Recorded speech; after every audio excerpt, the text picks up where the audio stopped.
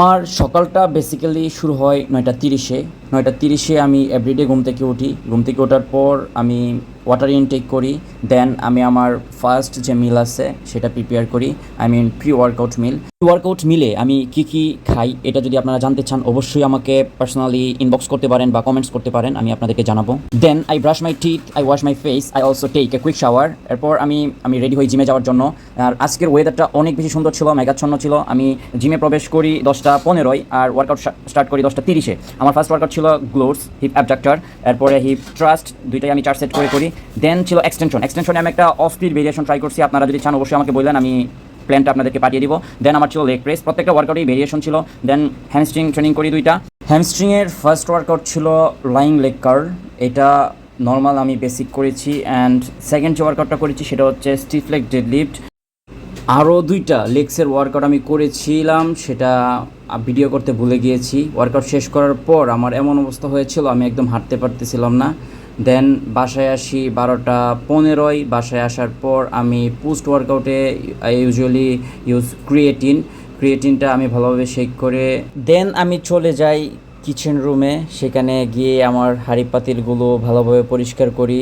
দেন দেখতেই পাচ্ছেন চাল দিচ্ছি, চালগুলোকে ভালোভাবে ধোয়ার পরে আমি এখানে ডিম দিব কতগুলা বলতে 10টা ডিম দিব। আমার পোস্ট ওয়ার্কআউট মিলে 10টা ডিম থাকে আর রাইস থাকে। আর এখন দেখছেন আমি এগুলা বসিয়ে দিচ্ছি। এর পাশাপাশি আমি কিছু ভেজিটেবলস প্রিপেয়ার করছি। আমাদের নিউট্রিশন শুধু প্রোটিন, কার্বস, গুড ফ্যাট এগুলোর দিকে ফোকাস করলে হবে না। Vegetables very important for everyone, because fibre না থাকলে আমরা অনেক সময় অনেক প্রবলেম ফেস করি আমাদের বডিতে। সো এটা বসিয়ে দেওয়ার পর আমি পেঁয়াজ রসুনগুলা ভালোভাবে কাটতেছি। পেঁয়াজ রসুনগুলা কাটা হয়ে যাওয়ার পর আমি এখন পেঁয়াজ, রসুন, কাঁচামরিচ, আদা এগুলা কাটার পর আমি এগুলাকে মাংসের সাথে মিক্সড করে দিচ্ছি, বোনলেস চিকেন। আর সাথে হালকা মশলা ইউজ করছি, বিকজ আমার বডি টাইপটা একটু ডিফারেন্ট। আমি চাইলে হালকা মশলা ইউজ করতে পারি, আমার বডিতে ওইরকম কোনো ব্যাড ইম্প্যাক্ট পড়ে না। সো আপনারা যারা ফ্যাটি আছেন তারা ট্রাই করবেন একদম অল্প মশলা ইউজ করার জন্য। দেন আমি চিকেনগুলোকে ভালোভাবে মিক্সড করছি মশলার সাথে। মিক্সড করার পর আমি এটাকে ইউজুয়ালি 15 থেকে 20 মিনিট ম্যারিনেট করে রাখি। ম্যারিনেট করে রাখলে চিকেনটা অনেক সুন্দর একটা স্মেল আসে, অনেক ভালোভাবে মিক্সড হয় অ্যান্ড সিদ্ধ হইতে হেল্প হয়। দেন আমি এগুলা ম্যারিনেট করে রাখার ফাঁকে আমি ডিমগুলা ভালোভাবে ছুলাই নিচ্ছি। দেখেন 10টা ডিম এখানে আছে। আমি কিন্তু 10টা হোল এগ খাচ্ছি না, আমি জাস্ট 3টা হোল এগ আর বাকি 7টা হচ্ছে হোয়াইট পার্ট। ডিমগুলো ছোলানো হয়ে যাওয়ার পর আমি ম্যারিনেট করা মাংসটাকে রাইস কুকারে বসিয়ে দিচ্ছি। অ্যান্ড এর আগেই আমি ভাত রান্না করেছি, আর ভাতগুলোকে আমি ভালোভাবে মেজারমেন্ট করছি। মেজারমেন্ট করে খেতে হয় প্রিপারেশনের আগে। এরপর নিচ্ছি আমি আমার পোস্ট ওয়ার্কআউটের মিলটা, অবশ্যই হেলদি বাট যদিও খাইতে অনেক কষ্টকর।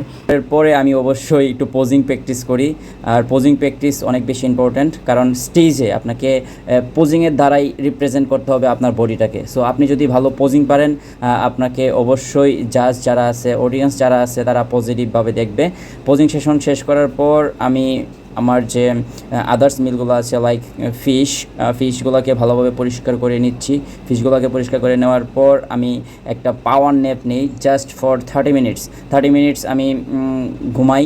এটা আমাকে অনেক বেশি রিফ্রেশ দেয়, আর আমি মনে করি সবারই 30 মিনিট একটা পাওয়ার ন্যাপ নেওয়া উচিত। দেন আমি ওয়াশরুমে যাই। এগেইন আমি আমার শাওয়ার শেষ করার পর আমি আমার মিলগুলোকে ভালোভাবে প্রিপেয়ার করি। এখানে কতটুকু চিকেন, কতটুকু রাইস আমি নিয়েছি, আপনারা যদি চান আমি আপনাদেরকে অবশ্যই ইন ডিটেলস দিব, বাট ভিডিওটা লং হয়ে যাবে, দ্যাটস ওয়াই এটাতে এত বেশি করছি না। সাথে কিছু ভেজিটেবলস দিয়ে নিচ্ছি।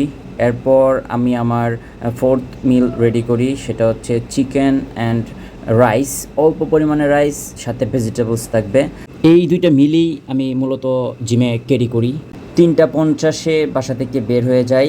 দেন আমি জিমে প্রবেশ করি রাইট 4টা বাজে, বিকজ 4টা বাজেই আমাদের জিমে প্রবেশ করতে হবে। আমার ডিউটি টাইম 4টা থেকে রাত 11:30 পর্যন্ত। খাতা এন্ট্রি করার ফাঁকে আমরা অনেক দুষ্টামি করি, অনেক কথা বলি শুভ ভাইয়ের সাথে বা আদার্স যা কলিগ আছে ওনাদের সাথে আমি অনেক কথা বলি। দেন হালকা ট্রেনিং করাই জিমে, অ্যাজ ইউজুয়াল মেম্বার যারা আছে তাদেরকে ট্রেনিং করাই, আমার ক্লায়েন্টসদেরকে ট্রেনিং করাই। Actually I am passionate about my job. আমি আমার কাজটাকে অনেক বেশি ভালোবাসি। I love my work place, I love my work as a fitness trainer, as a fitness instructor. আমি ট্রাই করি সবাইকে বেস্ট সার্ভিসটুকু প্রোভাইড করার জন্য। আসলেই একজন ট্রেনারের লাইফ এতটাও ইজি না দূর থেকে যতটুকু ইজি মনে হয়।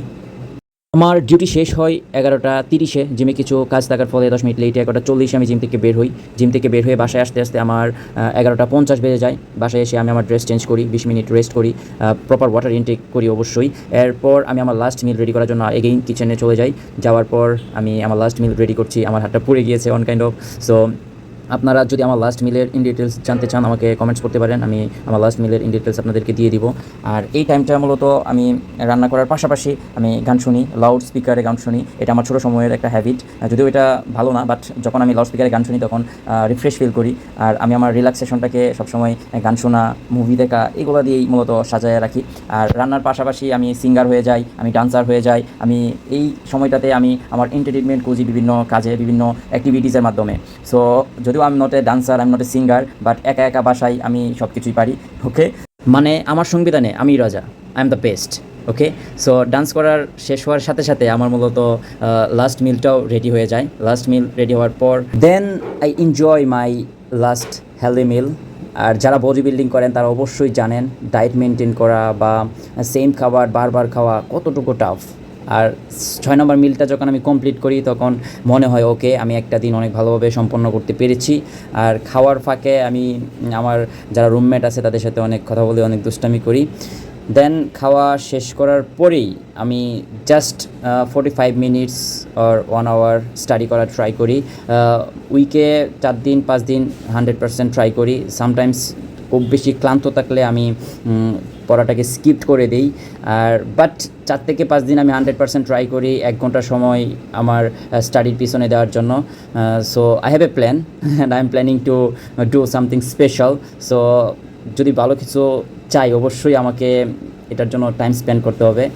Like I believe in one sentence, it's to get something you never had, you have to do something you never did. এই সেন্টেন্সটা আমাকে অনেক বেশি ইন্সপায়ার করে, অনেক বেশি মোটিভেশন দেয়। যখন আমি মনে করি আমি আমার মোটিভেশন ডেডিকেশন হারিয়ে ফেলতেছি তখন আমি জাস্ট এটা থিঙ্ক করি। এই সেন্টেন্সটা যখন আমি শুনি বা আমার মধ্যে প্রেজেন্ট করি তখন আমি অনেক বেশি ইন্সপায়ার ফিল করি। দেন এগেইন আমি আমার কাজে ফোকাস করি। এইভাবেই চলছে আমার ব্যস্তময় জীবন। সো আপনারা সবাই দোয়া করবেন আমার জন্য, আমি যেন এই ধারাবাহিকতা মেনটেন করতে পারি। কনসিস্টেন্সি ইজ দ্য কি। পড়াশোনা শেষ, এখন ঘুমাবো।